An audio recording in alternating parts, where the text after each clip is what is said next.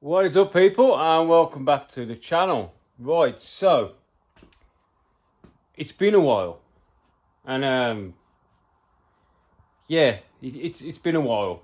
I'm not right. So we'll get on with that. Blah blah. Ill. Who gives a shit? Anyway, so this is a bit of an update. Update. Best thing. What happened at Silverstone? Now, the Booster Mini, it worked well. Quite chuffed with it. Some minor little bits and bobs that went down. Tell you what I'll do. I'll put you in the tripod so my arm doesn't fall asleep. Right then, that's a little bit better. So, Silverstone. Good weekend. Good friends. Really nice people. In the BARC, there seemed to be a good atmosphere. Do you know what I mean? And everyone was just having a laugh, saying hello, and this, that, talking about the cars, and really open with stuff. It's not like when you're with the minis at Brands Hatch, there's very cliquey groups, and if you're not in the clique, there's no real commuting unless you are part of the series, been racing for years, which is why I really want to try and move away from that scene. But yeah, car worked really well. Driver, a few driver errors, but also what failed was my GoPro. It recorded qualifying, which was terrible. I have got it, the footage. I don't know if I'm going to upload it because it wasn't worth. I don't think it's worth uploading because I don't have much race experience, and there was people on track who've done it for many more years than me, but it was one of the worst qualifying sessions I have been in or seen ever. Silverstone is a massive track, and before we went out, we had our little driver briefing meeting, and the bloke brought up some things about qualifying, letting faster cars past, racing, if they're basically not in your category, which is what, yes, you're racing for overall position, but if they're not in your class, it is your race and it isn't your race. But anyway, we got to qualifying, and honestly, it's like people on the track thought it was 15 minutes of racing, not qualifying. No bugger wanted to let you past. I mean, no one would let you past. No one was looking in the mirrors to see if, with me, if I saw a car coming up quick, move out of the way. If I'm not doing a fast lap, move out of the way, let him by. It seemed like in that qualifying, that wasn't the case. Everyone was just in your freaking way. I got to one point, there was like 4 cars abreast, going slower than me, a fair chunk slower. And I've caught up this car that's already stuck behind them. And you're like, move. It's qualifying. It's not racing. And you get past them bunch, finally, because they think they're racing. And then you get to another bunch. And you're like, dude, I qualified 37th. Yes, it was partly my fault, as in I've never raced there. My car wasn't really set up to qualify in the wet. I had a little bit too much air in the rear tyres, so she was a little bit slippy around. And yeah, I haven't got overall much experience of driving my car in the rain, because I've never driven it in the wet, ever. So it was a learning curve. And so I qualified 37th. Partly my setup, partly my driving. 80% people just not getting out your way, because my car isn't fast compared to some of the stuff there. I have got to get a run up to overtake you, and if I can't get that run up and I come up with something that's more powerful, I got no chance of getting past them if they won't help me get past in qualifying. Racing, block me all you like. But qualifying, come on, boys and girls, frick it out, move over, let the let the man have a decent lap. So, yeah, an annoying qualifying, annoying. And then a Jaguar. If you no one's ever tried to overtake a Jag on a racetrack, they are the widest thing. That driver in his Jaguar will make that car 25 feet wide, and he will not pay attention. And you're like, oh. So one of them pushed me out onto the dirt, where on qualifying it was very muddy. So my splitter dug in the mud, and my fiberglass air dam around the front, pushed up with the mud and cracked my oil cooler. Now, we noticed it, and it was very minor. So I was like, we can still proceed. Not ideal, but I thought we're proceeding. It cost me nearly £1,000 to get into this weekend. I was bloody proceeding because the oil was dripping down onto my splitter. My splitter runs all the way back to the bulkhead. So it was contained. It wasn't going on the track. So, yeah, race one in the dry, started 37th, way back, a little bit intimidated. You know, a lot of fast cars, 47 cars in aggregate. So I took off. Oof. And within, I think it was a lap and a half, safety car. I hadn't even got anywhere. I hadn't even pulled a position, safety car. I thought, because with me, if you watch my fastest minis, I am slow out the gate. I like to make sure my tyres are warmed, my car is ready, and I feel comfortable. I'm not one just to ball it into the first corner, because I cannot afford to fix my car. So, we're on this safety car, which seemed like forever. It was 2 laps before the recovery vehicle even got to the stricken vehicle. So, we go around, pulling around, and we got the green flag. Oof, gone. I had some right fun. Honestly, some right little battles. I clawed 11 places in, I think we got 5 laps. 4 laps. 5 laps. I clawed back 11 places. My fastest lap was my last lap. I was increasing. The data on my phone, because I've downloaded some race thing here, predicted my next lap was 2 seconds quicker than the lap I'd just done. I did a 2:30, which was my fastest.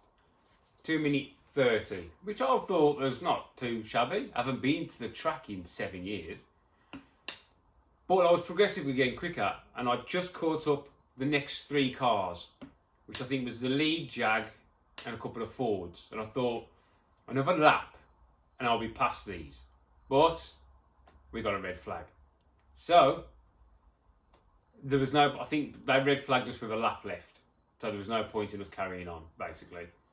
This was one of my friends blew a rod out of his engine. So, yeah, the dry race, really fun. Had some real good battles. My mate, James Dunkley, tight with him in his little Fiesta, nice little battle. Me past him, him up me inside. It was really good, and then I just pulled away. I think he let me go, to be honest, just to, you know, let me spread my legs, because he has got a lot more racecraft than I have. But yeah, dry, my ribs were hurting because I was cornering that aggressive. My ribs, a couple of days after, were killing. I really need to get those pads through my seat. So yeah, that was the first race. So we got down to 24th, which I was quite happy with. I was nowhere near my class leaders because the qualifying wasn't there. Yeah, I couldn't catch any of them. No, it's just too far ahead. So then we came to the next race. I had to put a litre of oil in my car, which I think is another issue we have. Go back to race 1.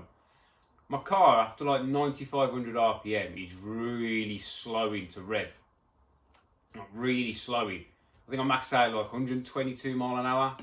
My car number is like 135, 136, so we are limiting on the top speed.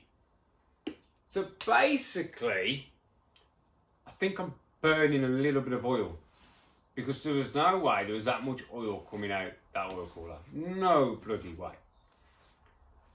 So we'll get onto that later on in the video. Anyway, she's holding back a touch, but still foot to the boards, keep it going. If she blows, she blows.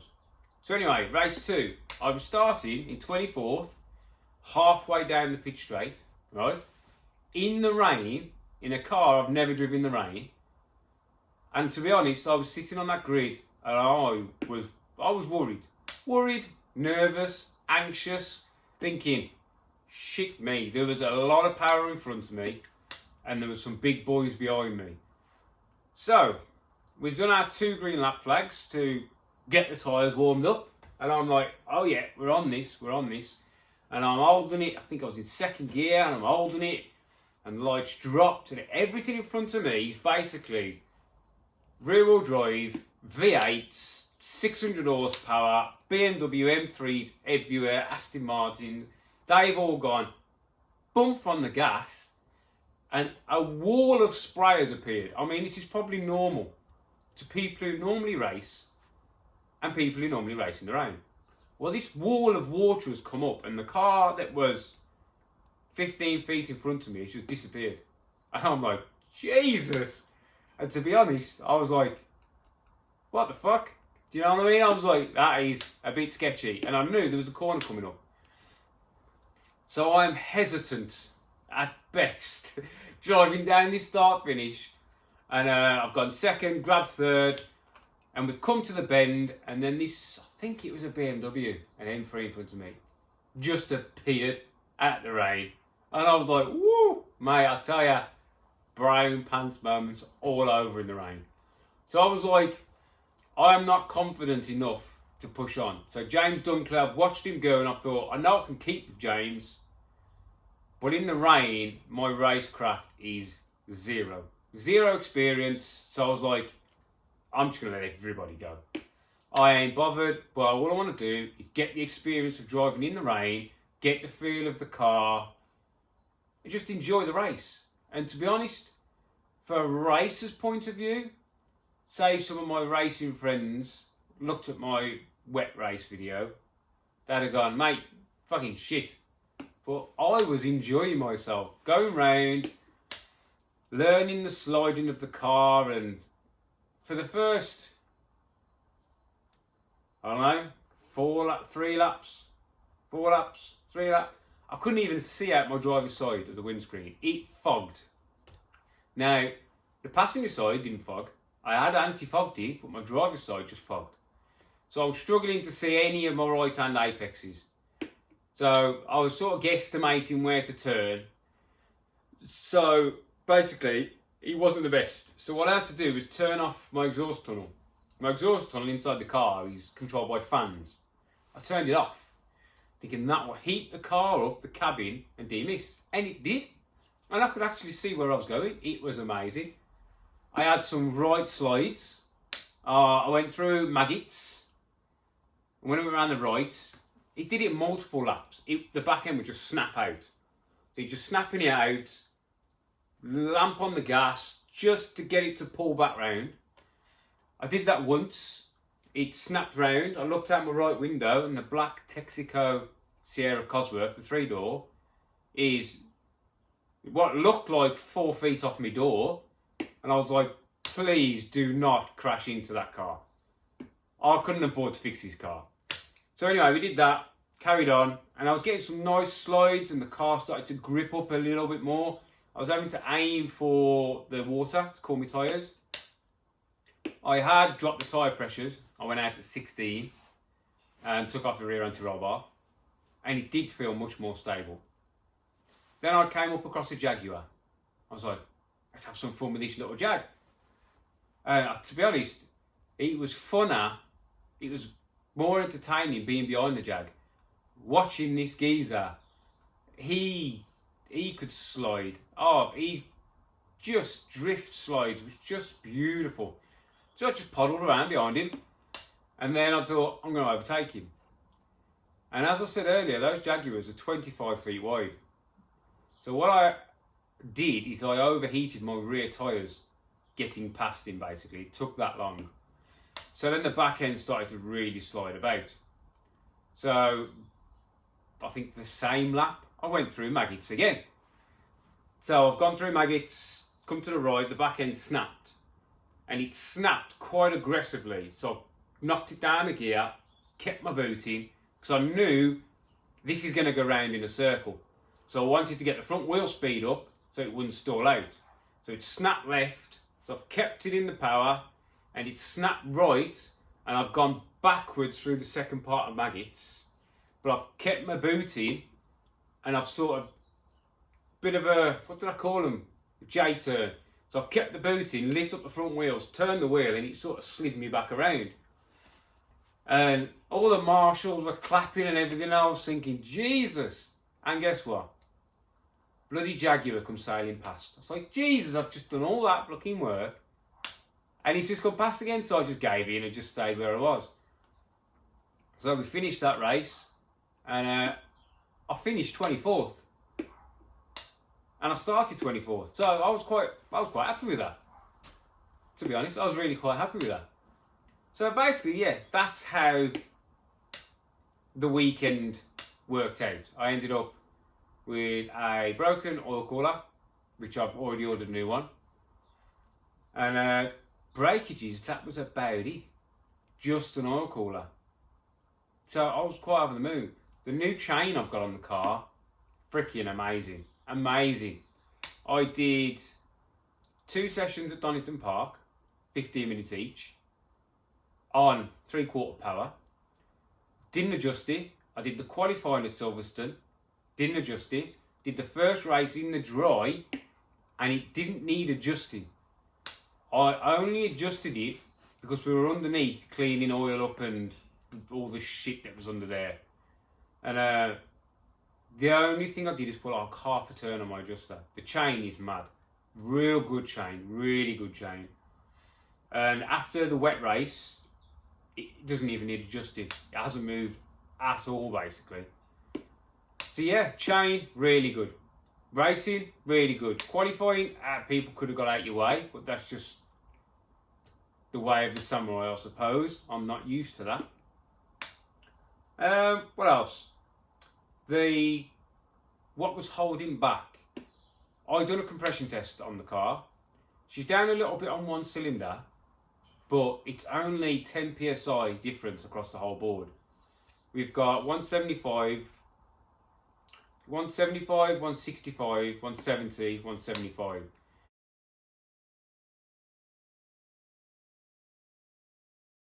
So they are within spec. They are close. So I'm quite happy with that. Spark plugs, 3 of them were surprisingly loose.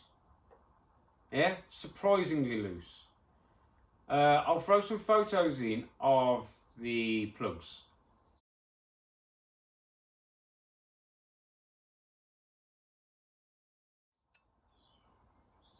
And as you can see, one of them is a little bit white on the tip, which would denote she's a little bit lean on that one cylinder. And that's the one that is like 165, I think it was. So maybe the injector could do with a little bit of a clean on that one. But I cleaned the plugs. Well, I've got new plugs to go in, new oil, new filter, all that stuff. But one of the plugs had a little bit of coke on the electrode, coking up, and I actually chipped it off. And I'm wondering if that is where the lack of power was coming from. Because every so often when you crank it to start it would sound like it was down a ball. Once you put it back together, cranked it, fired up beautiful. So it could be a plug issue. So yeah, that was about it. It was a decent weekend.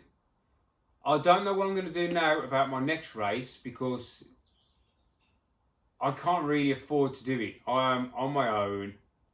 So unless I can pull in some of my old sponsors to help me do more racing, I need to talk to some of my old ones that are still on the car now. If they want to jump in, because I want to do more racing, more of a season, if you know what I mean.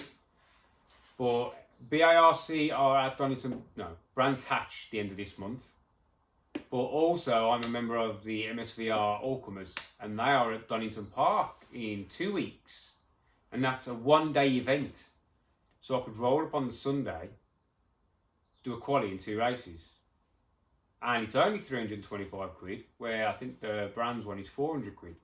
So it's less money, a lot closer, 1 day event, no sleepover. So I might do Donington Park and get the footage. Basically, the SD card failed. After qualifying, it failed. And it just brought up error on the video. So it didn't record anything. It just kept turning off. But yeah, anyway, that's the update on Silverstone. Thoroughly enjoyed the weekend. Really nice people. Really nice to get out and have some fun. Didn't do too bad. If I just got a better qualifying, I could have maybe got further up. But it is what it is. Right then, outside this thing, I haven't done anything. Nothing at all. I haven't touched it.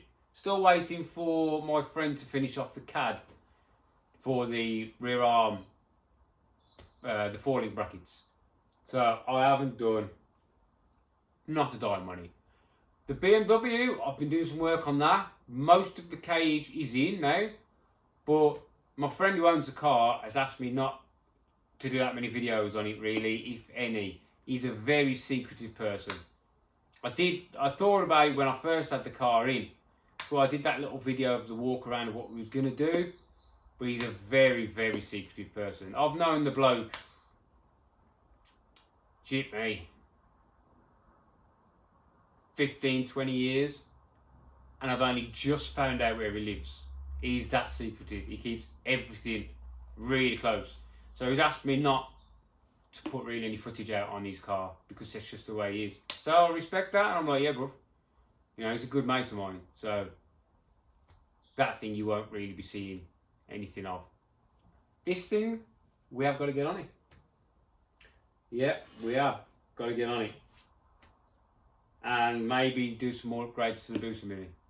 Right then, I'm sorry it's taking so long for me to do any videos because I've just not been myself again. People who are longer subscribers of the channel know that made's all shit. So yeah. Anyway, I'll stick you some photos now and some little clips. And I know it's a long video, but if you stuck to the end, thanks. Give me a like if you don't mind, because the little bit of money I get off YouTube helps to do my little bit of racing. It covers the fuel. You know, I did 100 quid in fuel. Fucking 100 quid in fuel. Right then. Thanks, people, and I will see you in the next one. See you later.